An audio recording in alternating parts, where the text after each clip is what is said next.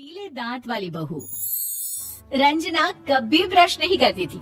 उसे कितनी बार उसके माँ बाप ने डांटा, लेकिन उसका कोई असर उस पर होता ही नहीं था, जिस कारण से उसके दांत पीले पीले हो जाते हैं। शादी के बाद अरे बहू, वैसे तो तुझ में कोई कमी नहीं है, पर तेरे दांत इतने पीले कैसे हैं बेटा? कैसे है मतलब? कोई सर्जरी थोड़ी ना कराई है। वो तो क्या नाम, मैं ब्रश नहीं करती थी तो पीले हो गए। अब क्या करूं?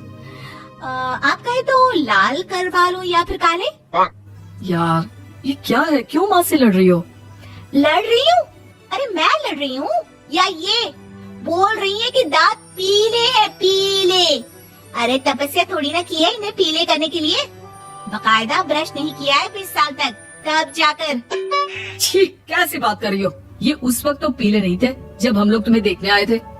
अरे तब साफ करवा लिया होगा डेंटिस्ट के पास जाकर। अब देखो कैसे पीले पीले लग रहे हैं। रंजना सास की तरफ गुस्से से देखती है। फिर शुरू हो गई पीले पीले पीले। अरे पीले तो तब भी थे जब मेरे हाथ का रसगुल्ला उड़ा उड़ा कर खा रही थी और बोल रही थी, लड़की नहीं गुणों का खजाना दे रहे भाई साहब आप। खैर अब वो लोग करते भी तो क्या करते, पीले दांत वाली बहू पल्ले पड़ी थी तो झेलना तो था ही। एक दिन कीर्तन में रंजना गाना गा रही थी। अरे कमला बहन, माँ का द्वार है, यहाँ तो सब शुद्ध होकर आते हैं, फिर अपनी बहू को ब्रश भी नहीं करवाती तुम। दूर से पीले पीले दांत भक्ति में बाधा उत्पन्न कर रहे हैं। और कोई 2 साल के बच्चे थोड़ी ना लेकर आई हूँ मैं बहू बनाकर। अच्छी खासी लड़की है, अरे कैसे करवाऊं ब्रश? ये तो उसे खुद करना चाहिए ना। अब माँ बाप तो इसके जैसे तैसे निपटा दिए, ये नहीं सोचा कि सास कैसे संभालेगी। सास बहू को लेकर घर आ जाती है, लेकिन सोच लेती है कि अब इसे लेकर कहीं नहीं जाएगी। अगले रोज बहू कहती है, अरे क्या हो गया, मंदिर नहीं जाना क्या? कीर्तन का वक्त हो रहा है। मेरी मधुर वाणी से कान्हा जी जागते हैं और सोते हैं। आप तो जानती है ना उनकी भक्ति में कितना मन लगता है मेरा। वो क्या है ना, तबीयत ठीक नहीं लग रही है मेरी, आराम करूंगी मैं। तबीयत ठीक नहीं लग रही? अभी तो मिथुन के गाने पर नाच रही थी आप, और अब बोल रही है कि तबीयत ठीक नहीं लग रही।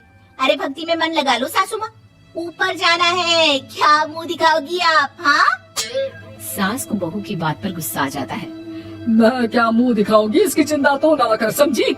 अपने मुंह की चिंता कर, जो ये पीले पीले दांत लेकर हर जगह पहुंच जाती है। पता है लोग कितना मजाक बनाते हैं। ना जी ना, मैं नहीं जाना कहीं तेरे साथ। तो ये बात है, कोई ना, मत जाओ, मैं अपने कमरे में ही बैठकर भक्ति कर लूंगी। ऊपर वाला दांत थोड़ी ना देखता है, मन देखता है, भावना देखता है। और अरे बस बस, तू सब कुछ दिखा, बस ये सफेद चमकदार दांत ना दिखाना किसी को, है? जा यहाँ से। बहू को सास की बात का कोई फर्क नहीं पड़ता, वो तो जैसी थी वैसी ही रह जाती है। सुबह नहाकर किचन में खाना बनाना, फिर खाना खाना, कीर्तन भजन करना और सो जाना। एक दिन, माँ जी मैं सहेली के घर जा रही हूँ, शाम को लेट आऊंगी। हाँ हाँ तो जाना, मैंने कौन सा तेरी आरती करनी है घर पर बैठकर। रंजना सहेली के घर जाती है, जहाँ वो पार्टी में जाने की तैयारी कर रही होती है। अरे शिखा, कहाँ जाने की तैयारी कर रही है? मैं गलत वक्त पर आ गई क्या? अरे नहीं यार, उल्टा सही वक्त पर आई है। मैंने ये साड़ी और ज्वेलरी निकाली है यार, शाम को इनके ऑफिस की एक पार्टी में जाना है। बताना कैसा लग रहा है ये सब? नहीं यार, इस ड्रेस के साथ तो वो वाली ज्वेलरी अच्छी लगेगी। हाँ हाँ सही बोल रही है, मैंने ध्यान ही नहीं दिया। वैसे तो हमेशा से मस्त फैशन सेंस रखती है। तो बड़ा जाती होगी ना पति के साथ पार्टी में। रंजना कुछ नहीं बोलती, बस सोचती है कि यार काश ये बात सही हो जाती, पर मैं क्यों नहीं जाती पार्टी में? क्या इन लोगों की कोई पार्टी होती नहीं होगी? रंजना घर आती है और रात में पति से सवाल करती है, एक बात बताइए, आप मुझे किसी पार्टी में क्यों नहीं ले जाते? क्या आपके यहाँ ऑफिस में पार्टी नहीं होती? पति बेचारा क्या कहता कि दांत पीले हैं तुम्हारे इसलिए। अरे कोई पार्टी होती नहीं हम लोगों के ऑफिस में, तो कहाँ से लेकर जाऊँ? और मार्केट, मॉल, कहीं वीकेंड घूमना, कहीं तो। अरे यार सारे हफ्ते में एक छुट्टी मिलती है, तो सोचता हूँ कि आराम ही कर लूँ। क्यों? रंजना मन मार के रह जाती है। पहले कभी सास के साथ मंदिर जाया करती थी, लेकिन वो भी सास ने ले जाना बंद कर दिया। घर बैठी बैठी रंजना बोर हो जाती है। तभी उसे आइडिया आता है और वो मायके जाने का सोचती है। सासू माँ 2 दिनों के लिए मम्मी के घर जा रही हूँ। अच्छा ठीक है, आराम से जा। और हाँ, माँ से कुछ अच्छी आदत सीख कर आना कि कैसे शरीर के हर भाग की तरह दांतों की सफाई भी जरूरी होती है, समझी? शुरू हो गई ना आप। वो लोग आपकी तरह नहीं है कि छोटी छोटी बात का बतंगड़ बना दे। उन लोगों के लिए मैं मायने रखती हूँ, ना कि मेरे पीले पीले दांत। रंजना माँ को बिना बताए उन लोगों को सरप्राइज देती है, लेकिन जैसे ही वो दरवाजे पर पहुंचती है, अंदर देखती है कि घर वाले कहीं जा रहे होते हैं। अब माँ, काश रंजना दीदी के दांतों वाली प्रॉब्लम नहीं होती तो वो भी हम लोगों के साथ चलती ना बुआ जी की बेटी की शादी में।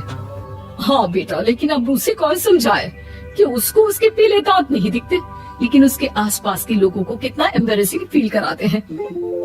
मुझे तो कितनी बार उसकी स्कूल की टीचर ने शिकायत की कि उसके साथ कोई लड़के बैठना भी नहीं चाहती, और ना ही कॉलेज में कोई उससे बात करना चाहता था।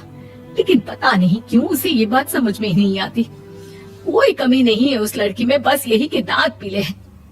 वो तो भला हो जीजा जी और उनकी माँ का, जो दीदी को जैसी है वैसे ही रखा हुआ है।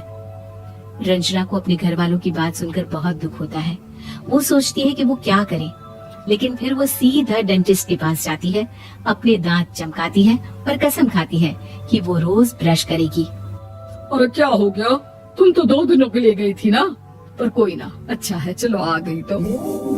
रंजना सास के सामने आकर खड़ी हो जाती है और पूरी स्माइल करती है, उसके चमकदार दांतों को दिखाती हुई। हैं? चले मंदिर? माँ मुझे माफ कर दीजिए, मैंने आप लोगों को बहुत एम्बैरेसिंग फील करवाया। मैं आज से रोज ब्रश करूंगी।